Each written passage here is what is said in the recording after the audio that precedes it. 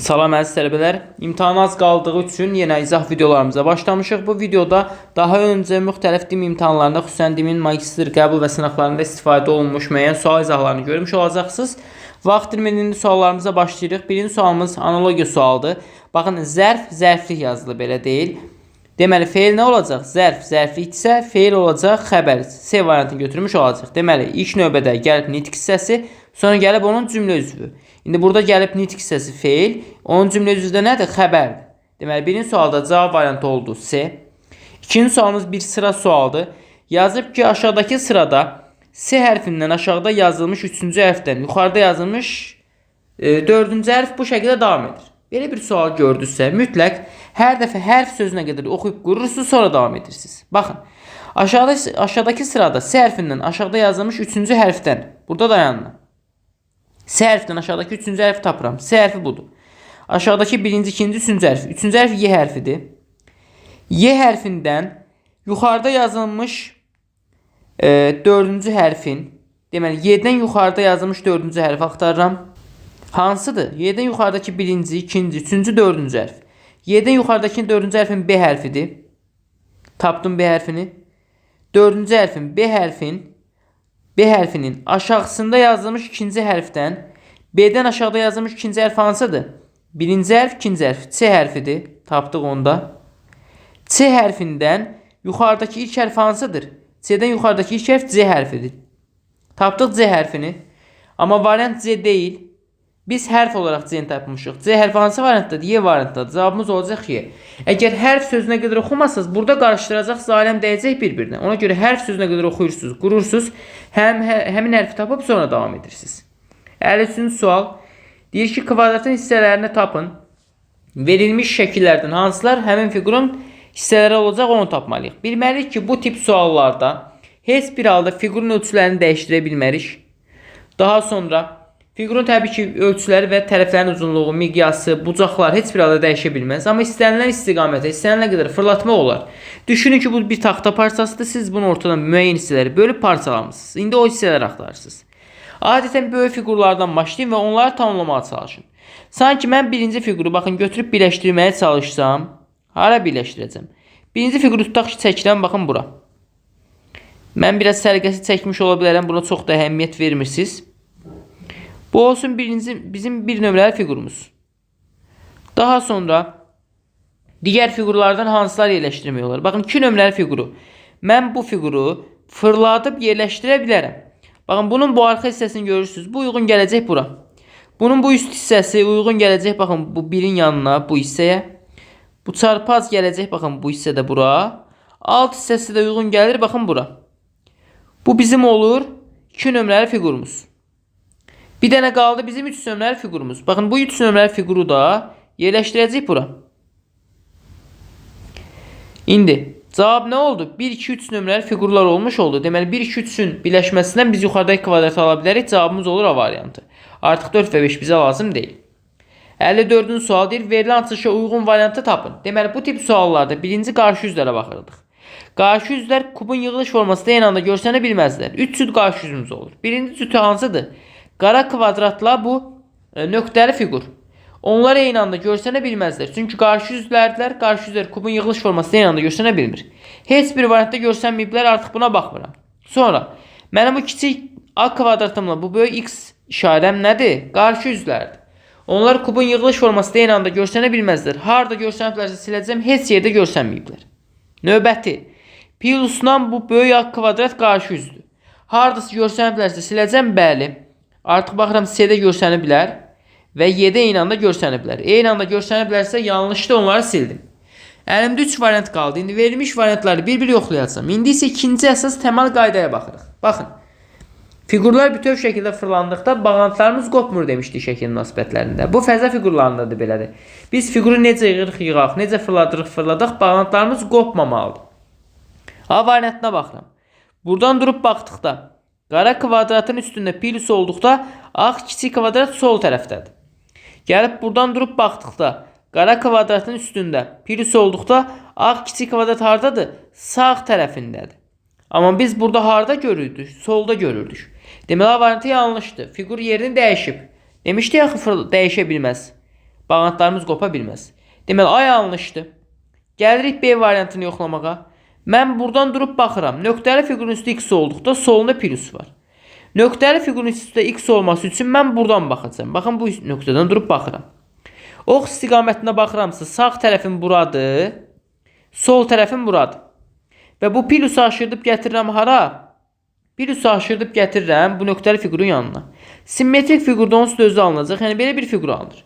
Həqiqətən ox istiqamətinə baxdıqda nöqtəli fiqurun üstündə x olduqda sol tərəfində plus yerləşir. Deməli B variantı doğrudur. Bəs D variantı niyə yanlışdır? Baxın. Mən deməli buradan durub baxanda görürəm ki A kvadratın üstə plus olduqda sol tərəfində nöqtəli fiqur var. Mən bu plusu aşırdıb A kvadratın üstə gətirdikdə nöqtəli fiqur hara düşür? Buradan durub baxıramsa sağ tərəfə düşür. Amma burada hardaydı? Sol tərəfdəydi. Deməli həqiqətən D variantı yanlışdır. Növbəti sualımıza baxırıq. 55 nömrəli sual. Operatorlarla bağlı bir sual tipidir. Kiçik ədədlərdən böyük ədədlər alınanda adətən bir vurma prosesi olur. Burada nə edir? 7 ilə 6 toplayır 13, 13'ü vurur 2'ye 26. 6 ilə 5 toplayır 11, 11'i vurur 2'ye 22. Hamısında eyni əməliyyatı tətbiq etməlidir. Baxın, hamısında nə edəcəm artıq? Toplayıb 2'ye vuracam. İndi baxın, məsələn burada 8 ilə 9 topladı 17, vurdu 2'ye 34 alınmış oldu. Eyni qaydada 5 ilə 3 toplayıram 8, vururam 2'ye, bu mənə 16'nı vermiş olur, cavabım olur Y variantı. Növbəti sual.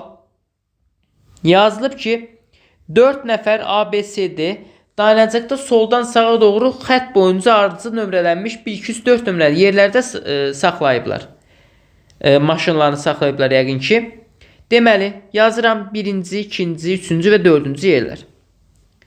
Ardıcıl sıralanıb deyə mən də ardıcıl sıralayıram. Sonra davamında yazıb ki A və B'nin avtomobilləri yanaşı dayanır. Deməli, A bərabərdir B. Yanaşı olacaqlar. Hansı qabaqdadır, hansı sonra gəlir, bunu hələ ki bilmirəm. C avtomobili B və D avtomobillərin arasında saxlayır. Deməli, baxın, B ilə D necəsə dayanıb, C bunların arasındadır. Ya bu şəkildədir, ya da baxın bu şəkildədir. D, C, B şəklindədir. Əsas odur ki, C bunların arasında olsun. Sonra, B-nin avtomobili neçənci yerdə ola bilər? Gəlin qurmağa çalışaq. Mən bunları ardıcıl qurmalıyım, elə deyil. Ola bilsin bu şəkildədir. D, C, B şəklində olmuş olsa, A-nı qoya biləcəyim yeri qalmır, axı A ilə B yanaşı olmalıdır. Deməli, bu deyil. Ola bilsin bu şəkildə. D, C, B. A olur burada. Mən B'nin durduğu yeri tapmalıyım. Bu ehtimal daxilində B neçənci yerdədir? 3-cü yerdədir. İkinci bir ehtimalım da bu şəkildədir. B, C'dir. Mən B, C-ni bu ardıcıllıqla düzə bilmərəm. Çünki A ilə B yanaşı olmalıydı. A qalır bura, B ilə A ayrılmış olur. Mən deməli B, C-ni bu şəkildə düzəcəm. B, C-dir. Bu zaman A düşəcək birinci yerə. İndi bəs B neçənci yerdə oldu? İndi B oldu ikinci yerdə. Deməli, B-nin dayana biləcəkləri yerlər 2 və 3-cü yerlərdir. Yəni, bu sualda doğru cavab olur A variantı. 57-ci sual. Baxın, budaqlı bölmədə bilirdik ki, biz bu 1'i YX-ə vuranda aldığımız ədəd yazırıq bu minus işarəsinin yanına. Yəni, bura. YX. Buradan nə alınır? XY çıxsın YX. Baxın, tərsindən çıxmada qaydalarımız var idi. Ümid edirəm, bunu xatırlayırsınız. 2 rəqəmli ədəddən 10 tərsini çıxıramsa, nə alınır? Alınan rəqəmlərin cəmi, burada nə alınıb? 36 alınıb. Alınan rəqəmlərin cəmi hər zaman 9 olacaq, bunu bilirik. İkincisi, baxın, bu ifadəni gördünüzsə, 2 rəqəmli ədəddən 10 tərsinin çıxmanı gördünüzsə, birbaşa yazmalı olduğunuz ifadə budur. 9 vurulsun x minus y. Yəni, birinci hərf çıxsın, ikinci hərf. Bu hardan alınır? Mərtəbələr ayırma formasında baxsam alınır. Baxın, XY ədədi necə yaza bilərəm? X onluq mərtəbəsində də ona vuram 10x. Y təklik mərtəbəsində də plus y. 1'ə vuram. Çıxılsın. Y x'i parçalayıram. Y onluq mərtəbəsində də 10y plus x təklik mərtəbəsində də x. İndi 10x-dən x çıxanda 9x. Y-dən 10y çıxanda mənfi 9y. Bu 9'u da mörtərizə xaricdən çıxardığında bu ifadə alınır. Mən bir daha bu qədər vaxt itirmirəm. Deyirəm ki, bax, məsələn, bu ifadəni gördümsə, 2 rəqəmli ədəddən onun tərsinin çıxmanı gördümsə, birbaşa yazacağım ifadə budur. Və bunun qiyməti nəyə bərabərdir? Elə buradan görürəm ki, 36'ya bərabərdir. Bərabərdir 36. Deməli, x minus y neçə olmalıdır? 4 olmalıdır ki, 9'u 4'ü vurum 36 alım. Burada qiymət düşünə bilərdiniz, amma vaxt itkisiydi uşaqlar. Bu qaydanı bilməyiniz daha məqsədə uyğun olmuş olacaq. Deməli, x minus y-in qiymətini soruşurdu. Biz də onu 4 olaraq tapdıq. Cavabımız olur D variantı 4. 58 nömrəli sual. Anagram sualdır. Deməli, A variantında kapitalizm yazılıb. Kapitalizm. Daha sonra B'də sosyalizm yazılıb. Sosyalizm. Daha sonra D'də komünizm yazılıb. Komünizm.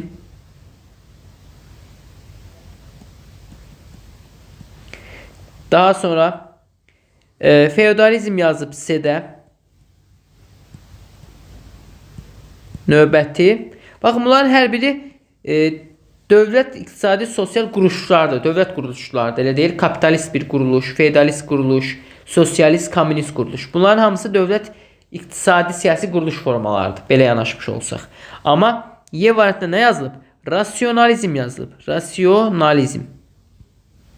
Deməli, rasyonalizm artıq fərqli düşüncə tərzidir. Necədir rasyonalizm? Rasional düşüncə tərzi eşitmiş ola bilərsiniz. Mükəmməl bir sistemə əsaslanır, mükəmməl rasional davranış tərzinə əsaslanan bir quruluşdur. Bu dövlətlərə birbaşa dövlət idarə etmə forması deyil, belə düşünək. Bu ümumiyyətlə hər hansı bir cəmiyyətin, hər hansı bir quruluşun idarə etmə forması ola bilər, rasional, və ya hər hansı bir şəxsin davranış tərzi ola bilər, rasional davranış tərzi. Deməli, rasionalizm tamamilə fərqli bir anlayışdır. Bu bir şəxsə də aid ola bilər, rasionalizm, belə düşünək. Amma feodalizm, kapitalizm, sosializm, komünizm bu ancaq dövlətlərə xasdır. Rasionalizm isə bir şəxsə də xas ola bilər. Rasional bir şəxs ola bilər, məsələn. Və ya ailəyə xas ola bilər. İstənilən bir quruluşa xas ola bilər.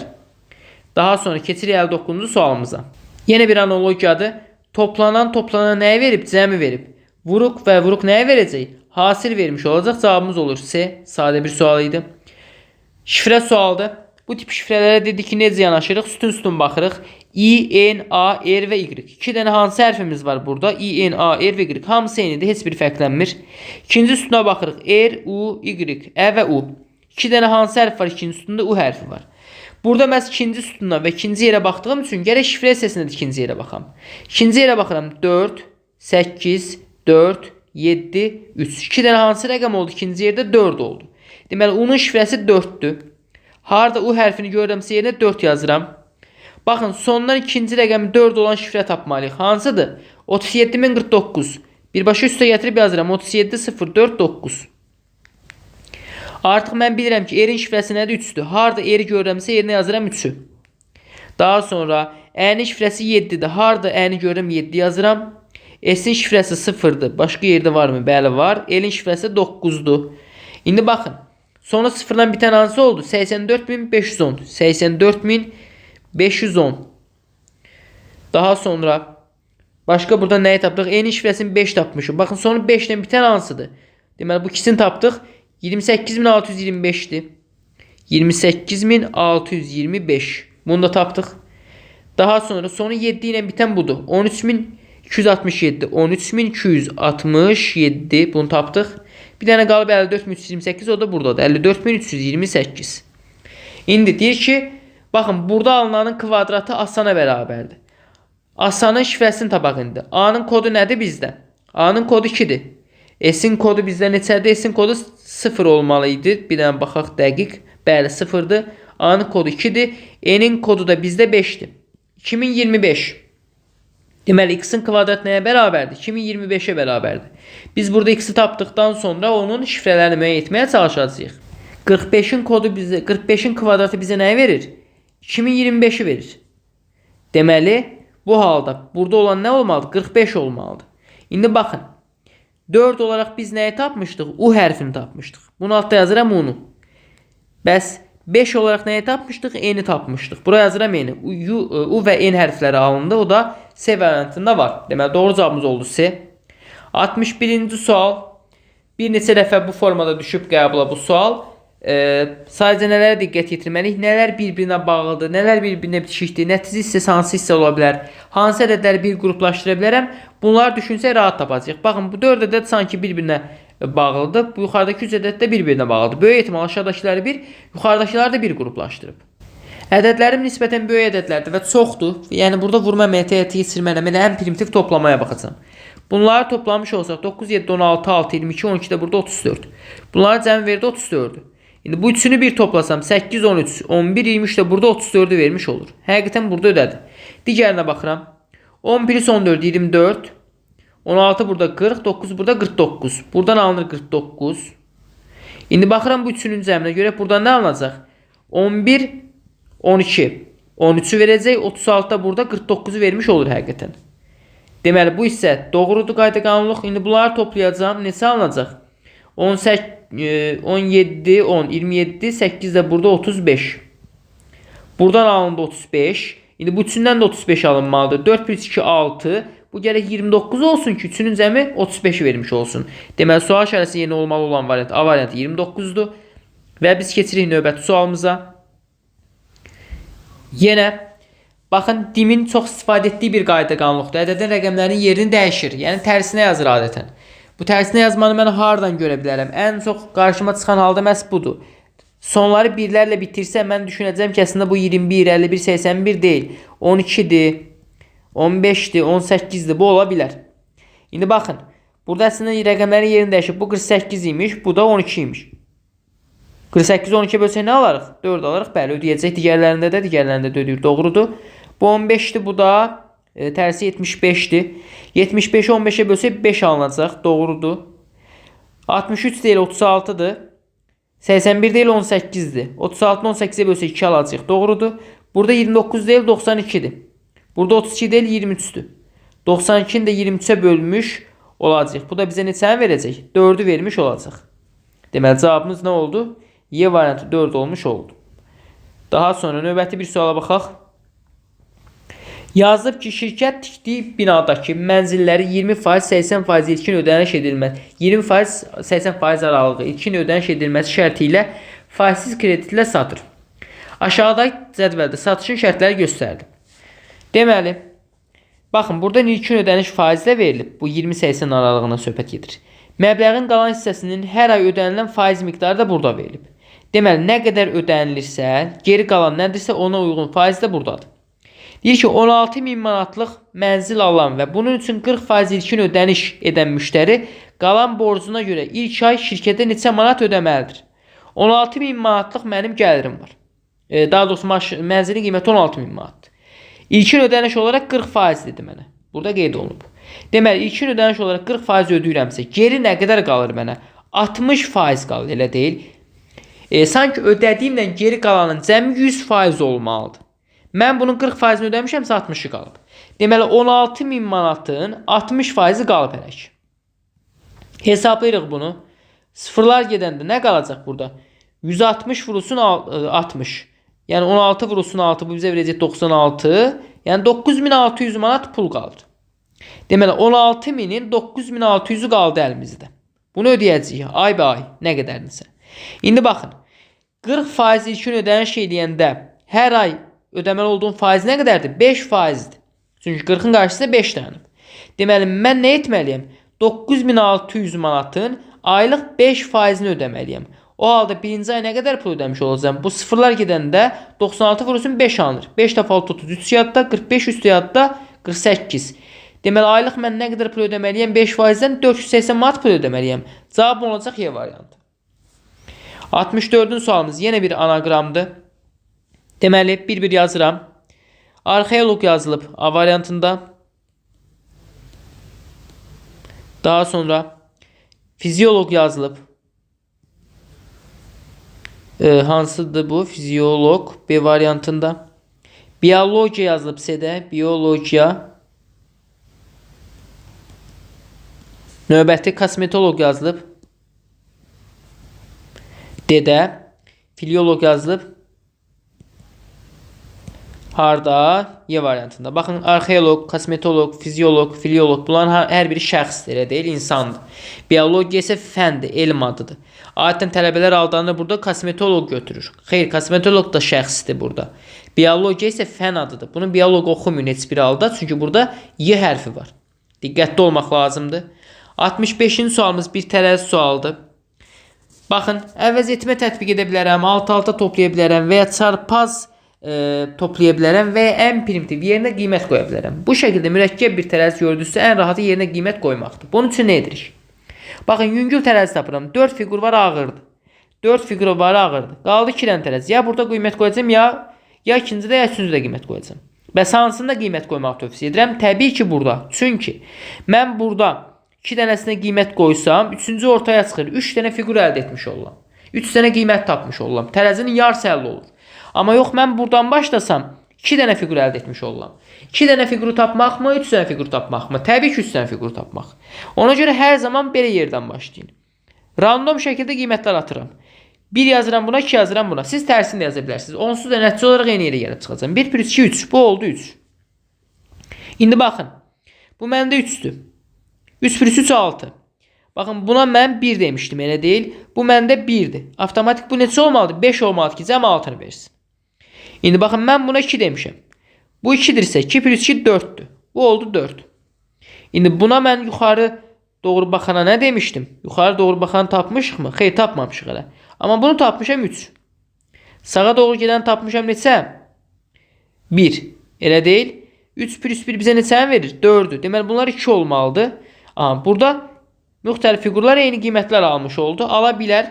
Elə də ciddi bir problem yoxdur. Gəlin yoxlayaq görək cavab ala bilirik indi. Amma burada bir dənə yanlışlıq olacaq o zaman. Baxın, bu şəkildə qiymət qoyanda ödəmədi təəssüf ki. Nəyə görə? Burada 4 alınıb bu fiqur, burada isə 5 alınıb. Ona görə də məhz davamı ödəməyəcək. Təəssüf ki, bu qiymətləri yerinə qoymaqla doğru cavab tapa bilməzdik. Deməli, təəssüf ki, burada qiymət qoymaqla tapa bilmirik, amma əksər qəbul suallarında, bu tipli suallarda xüsusən yerinə qiymət qoymaqla tapmaq mümkündür. Gəlin burada çox da mürəkkəbləşdirmək, hərfləri, fiqurlar müəyyən hərflərlə edək və sonra əvəz etmə və ya çarpaz toplama ilə yazaq. Məsələn, buna deyək A, buna B deyək, buna C deyək. İndi sola doğru gedən fiqurlara nə deyək? Buna deyək D. Daha sonra buna tapmışıq mı? Xeyr, bunu tapmamışıq. Buna Y deyək. İndi sağa doğru gedən fiqur C idi, sola doğru gedən D idi. Buna da nə tapmışdıq? B tapmışdıq. İndi yenə bunlar B-dirsə, bu Y-dir, sağa doğru gedən də bizdə C idi. Biz də tapmalıyıq ki, bizim Y-miz nəyə bərabərdir? İndi baxın, sadə əvəz etmələr həyata keçirəcəyik. Mən bilirəm ki, B-nin qiyməti C və D-dir, elə deyil. Burada da 2 dənə B var. Bu 2 dənə B-ni siləcəm. Baxın, bir kənardan yazıram. B bərabərdir C-dəyə. Aşağıda isə 2 dənə B bərabərdir Y-C-yə. İndi B-nin C-D olduğunu bilirəm. Yatırıb burada hər birini yenə C-D yazacağım. C-D, B-nin birinin qiyməti, digərinin qiyməti yenə C-D-dir. C-D bərabərdir Y-C-yə. Hər iki tərəfdən bir dənə C-ni silirəm. Nə olur o zaman? D, C, D bərabərdir Y-yə. Elə bir dənə Y-ni tapmalıyam, amma 3 dənə fiqur yoxdur məndə. Amma mən bilirdim ki, onsuz da C-D nəyə bərabərdir? B-yə bərabərdir. Mən indi bu C-D-nin birini siləcəm ki, onsuz da mənə lazım deyil. 2 dənə fiqur lazımdır. B yazacağım onun yerinə. B-D bərabər olur Y-yə. İndi B bizdə hansı fiqurdur? Aşağı doğru gedən oxdur. D bizdə hansı fiqurdur? Sola doğru gedən oxdur. Deməli, belə bir cavab aldıq. Aşağı və sola doğru gedən ox cavab oldu D variantı.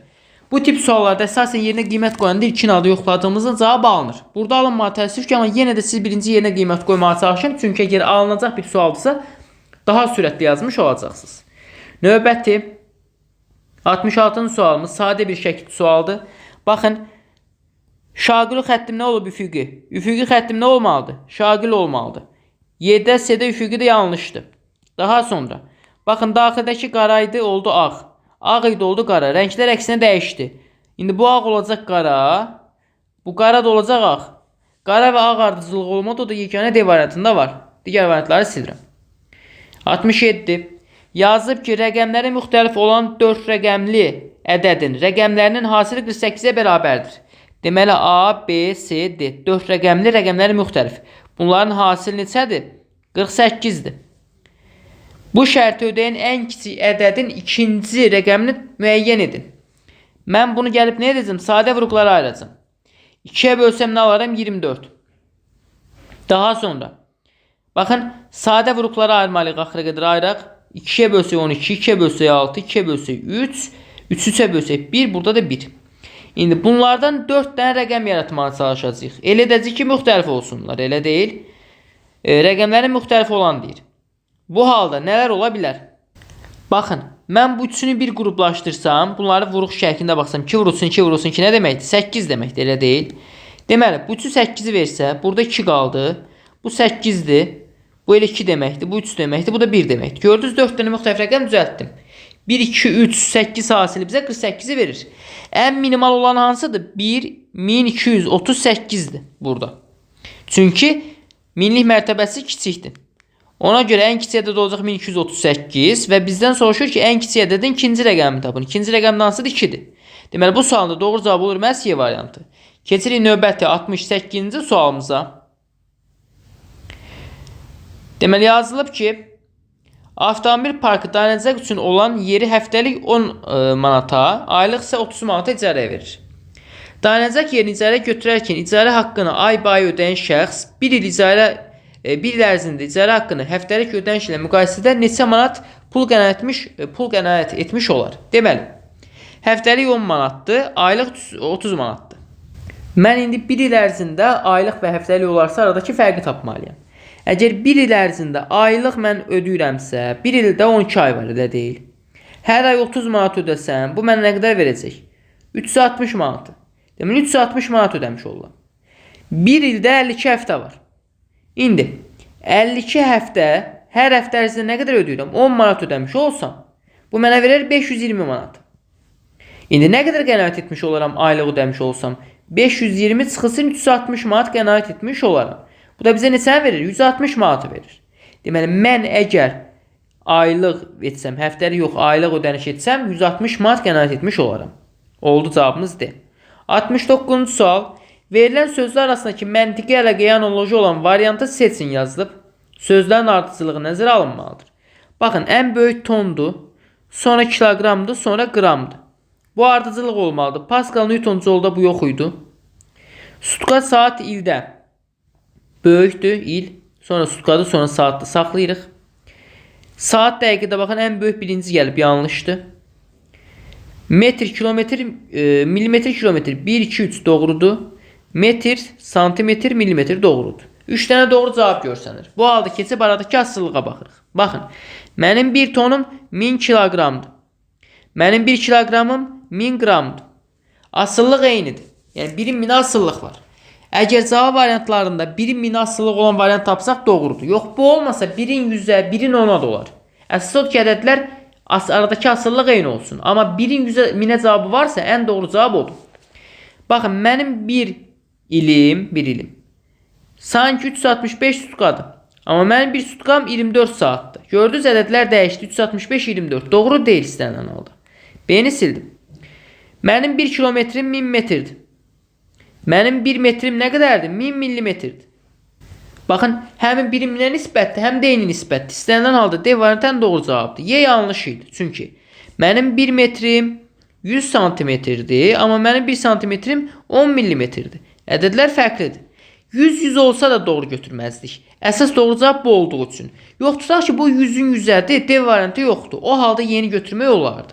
Amma istənilən halda burada onsuz ədədlər eyni deyildi. Biri 100 idi, biri 10 idi. Burada doğru cavabımız oldu D. 70-ci suala baxırıq.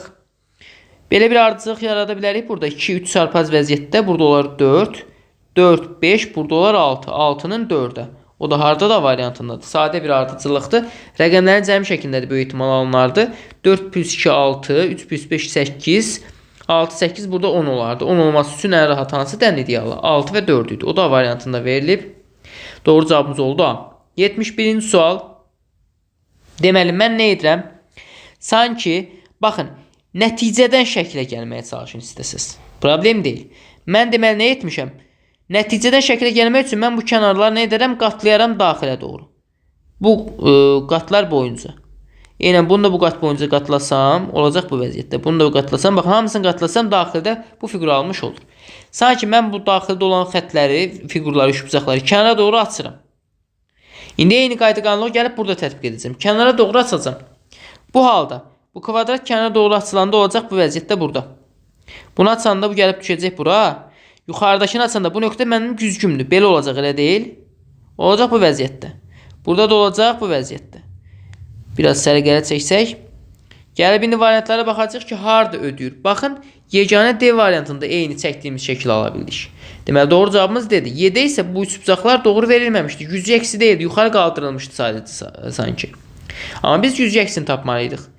72-ci sualımıza baxırıq. Operatorun solu 7-dir, sağı 5-dir. Sol sola bərabərdir. A bərabərdir 7-yə. B bərabərdir 5-ə. A-nın qiyməti 7-dir, B-nin qiyməti 5-dir. Yerinə yazdıq. 7-nin kvadratı 49 plus 5 bizə verir 54-ü. Deməli, bunun qiyməti oldu 54. Daha sonra buna bir x deyək. 54 bərabərdir buna. İkinci mötərizəyə. Gəlin indi ikinci mötərizəni hesablayaq. Kvadrat buradadır. Sol x-dir. Yəni sol sola bərabərdir. A bərabərdir x-a. Sağı 2-dir kvadratın. Sağ sağa bərabərdir. B bərabərdir 2-yə. Yerinə yazıram. A-nın qiyməti x-dir. B-nin qiyməti 2-dir. Yəni 4x bölünsün 2 nə deməkdir? 2x deməkdir. Bərabərliyin sağından mən nə aldım buradan? 2x aldım. Deməli 54 bərabərdir nəyə? 2x-a. Bir kənardan yazıram ki 54 bərabərdir 2x-a. X də bərabərdir 27-yə. Deməli bu sualda doğru cavab oldu. A variantı 27-dir. 73 nömrəli suala baxırıq. Baxın, fiqur ədəd əlaqələrində adətən bir hissəni nəticə olaraq fərqləndirmək lazımdır. Yox, nəticə olaraq fərqləndirə bilmirsinizsə, nəticəni özünüz yaradın. Burada konkret bir yerə nəticə deyə bilmərəm. O zaman özüm nəticə yaradacağam. Verilmiş ədədlərlə. Bu halda eyni mövqedə duran, eyni fiqurun içində duran ədədləri bir qruplaşdırın. Yəni bu kənardakı ədədləri bir qruplaşdıracağım, daxildəkilərlə bir baxacağım. İndi vurum ya toplayım. Təbii ki burada toplayacağım. Çünki vurmaram. Bir ədəd sayı çoxdur. İkincisi də daxildə sıfırlar var. Bunları sıfıra aparacaq deyə mənası olacaq. 9, 5, 14, 3 burada 17, 3 də 7 də burada. Neçə aldıq? 24 aldıq, elə deyil. 9, 7, 16, 8 də burada. Bəli, 24 almış oldu. Daha sonra daxildəkiləri də bir toplayıram bunları. 6, 4, 10, 0, 10, 1, 11, 11 alındı burada. Ən mərkəzdəkiləri də bir toplayıram. 3, 1, 3, 1, 4, 3 burada 7, 6 da burada 13. İndi baxın, 13 ilə 11-in cəmini sən verir mənə, 24'ü verir. Eyni qayda-qanunu birbaşa tətbiq edəcəyik bura. Baxın, 5, 7 cəmi 12, 8 burada 20, 3 burada 23. Bu 4'ünün cəmi bizə verdiyi neçəni? 23'ü. İndi bu mərkəzdə olanları toplayacağım. 1 plus 2, 3. 4 burada 7, 3 də burada 10. Bu da oldu 10. İndi baxın, 23, 10. Burada nə edirdim? 24'dən 11 çıxıb 13 alırdım. Burada 23'dən 10'u çıxıb nə alacağım? 13 almalıyam. İndi ən daxildə olan fiqurun ətrafındakı ədədlərin cəmi 13 olmalıdır. 5 plus 2, 7, 1 burada 8. 13 olması üçün bunun qiyməti nə olmalıdır? 5 olmalıdır. Deməli bu sualda doğru cavab oldu A variantı. 74-cü sual. Yazıb ki A, B və V natural ədədlərdir. A ədədi B-dən 4 dəfə böyükdür. B ədədi V-dən 3 dəfə kiçikdir. Baxın, gəlin yazaq bir kənardan.